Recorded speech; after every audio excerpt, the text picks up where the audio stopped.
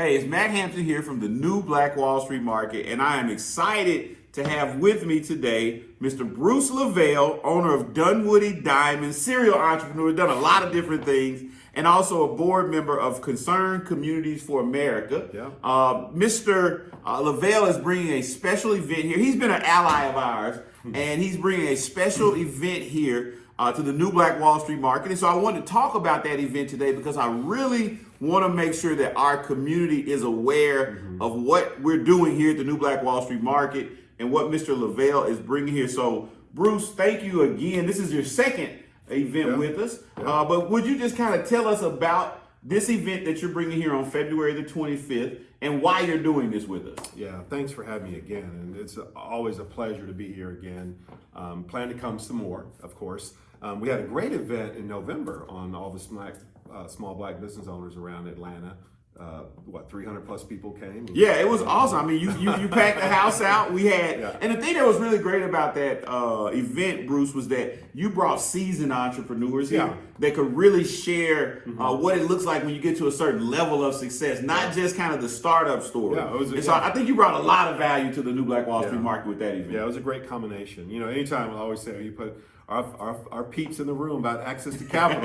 Ain't nobody getting out until we get to a solution on that. But yeah, February 25th, 11 a.m., we're bringing Tyler Harper. He's the new agricultural commissioner, newly elected. Interesting dynamic about him. He's a seventh generation farmer. Wow. I mean, imagine 7 generations. And this all flowed into our mission of going around the country, not just Atlanta, on resurrecting Black generational wealth. That's why I use the word resurrect, because we know what to do as a culture. That's why I say it's resurrecting and building. Okay. And so February 25th, 11 o'clock, we're going to bring black farmers from across the state, 30 plus, and more inspiring farmers and more micro farms in the backyard. You know, here's an interesting one here, Matt, with eggs being $10 a carton. You know, one of my good friends owns a restaurant, Jamaican restaurant, and she lives in Stockbridge, and she has about 4 acres, and she literally has several hens where they lay every day, and she takes those fresh eggs to her place of business. So, and it's almost nothing for the debt service to raise, chickens. So you talk about these great initiatives on self-sustainability. Okay, what does that look like? What does a 2-acre tract look like? How do I buy land? A great USDA lender will be there. Mr. Flowers and Antonio will be there also, understanding and having a conversation about, what percentages you need to put down on raw land. And another dynamic here, and watch this, Matt, a lot of people don't know this. The USDA has a certain guideline. They have what we call zones in various parts of the state, just like the opportunity zones. People, that's another conversation, which I'm very abreast on that too. And you can qualify on a particular region, and you get certain incentives on if you're growing onions, if you're growing, whatever it is, that crop. And it's a very cool measure, but more so, it's something that it's not that historically we're not accustomed to it. It's just bringing it back to, quote, the sustainability aspects of growing a farm or participating in, for example, this is really cool, man. I watched, and y'all watch this too. There were 10 families that all went in with, I think, like 40,000 apiece, and they crowdfunded and brought this huge 100-acre tract and wrote up the bylaws on it. And they were going to grow things on it and put places of business, or homes on it, and build it and get bigger and get other tracts and pass on that to their children's children. This gets back to that. What does that look like on generational wealth? And you know as well as I did, the 2008 crash, as well as the pandemic, which totally devastated. I always like to say this respectfully: when white businesses cough, black businesses catch the pneumonia, they die. Excuse my language. Yeah. And the reason why is because of the void of the generational wealth of sustainability. For example, in my industry, I have friends that are 6, 7 generations in business. I'm 3rd generation, and I got the knowledge. And remember, generational wealth is not monetary. It's knowledge. Knowledge makes you money. Money doesn't make you money. Knowledge does. And right now, Bruce, I think this is very timely. because so much of what we hear in our community on the positive side, a lot of it's about buy the block, buy real estate, buy land. And I think that a lot of times we think about just taking a house in our community and trying to flip it, and that's a great thing, nothing against that. But I think that when you talk about scalable farming and agriculture, especially I think it's important that people, one, it's a time question. Why is this the time for Black people to pay attention to this conversation? But then secondly, also, it's just the level of business and the level, of us being able to transfer our corporate income and dollars and transform that into bigger enterprises and businesses. What are some of the things that you're excited about as from a timing perspective, and also just looking at this kind of business? In fact, that we're in Georgia, because agriculture is actually the biggest industry in Georgia, if I'm not mistaken, right? Yeah, it is. It's number one. And the interesting dynamic on that, out of all the farmers, respectfully, in the U.S., Black farmers only make up 4%.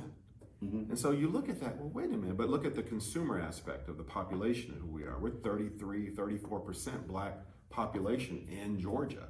And you look at the numbers like, wait a minute, where are our farms?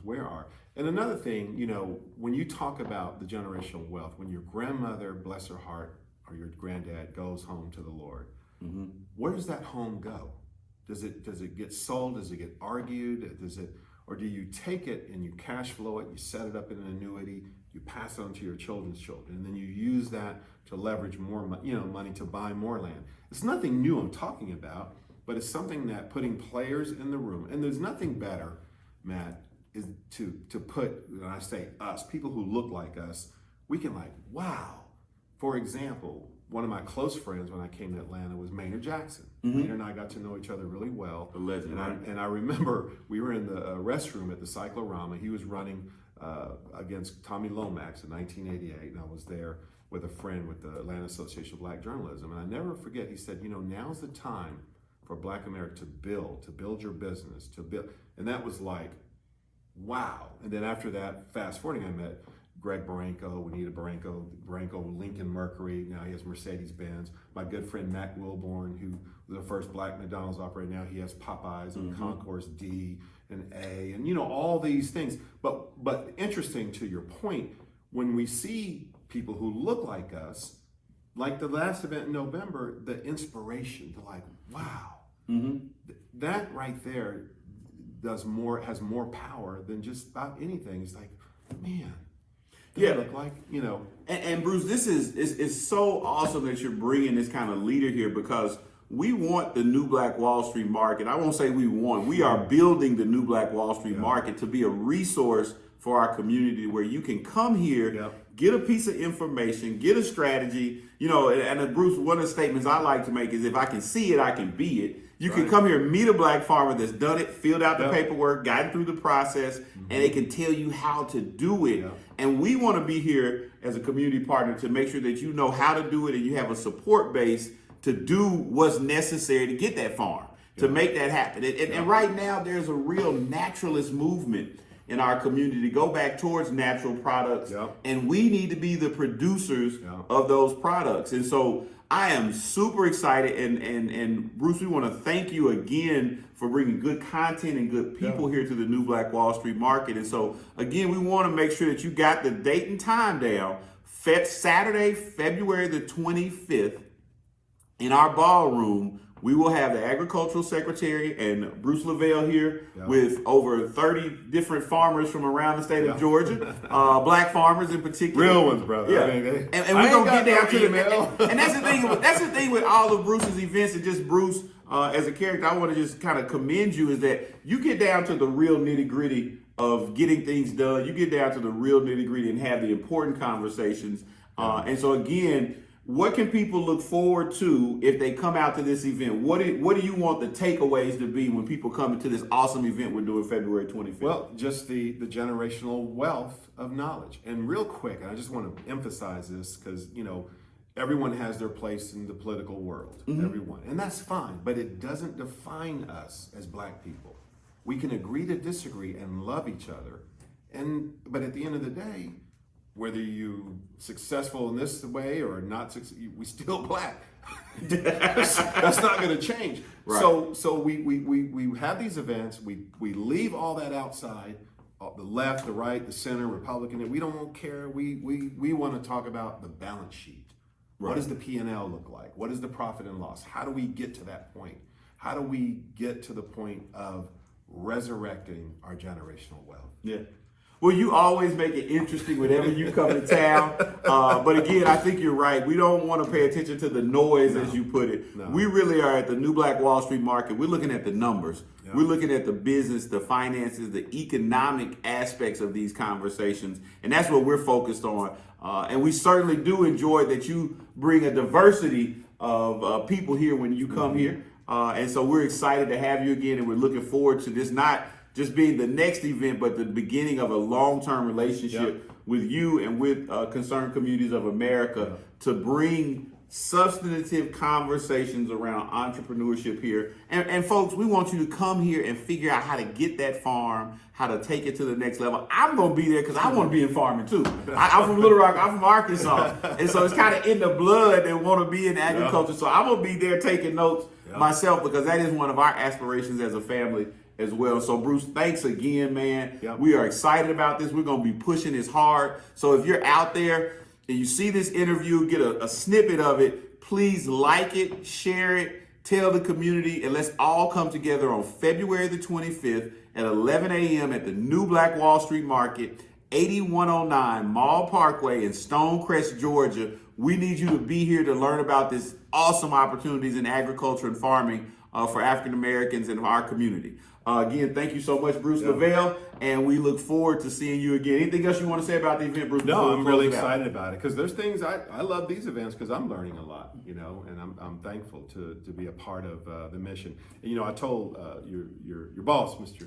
Bill Allen, I said, it would have been so much easier just to be at my beach place, fishing, chilling. But I'm like him, man. A lot of us, we genuinely care about our peeps, man, and how do we push and move the needle? How do we take our blessings and pass it and move on to the next generation? Man, we appreciate it. That's awesome. And thank you again for being here at the New Black Wall Street Market. Thank you.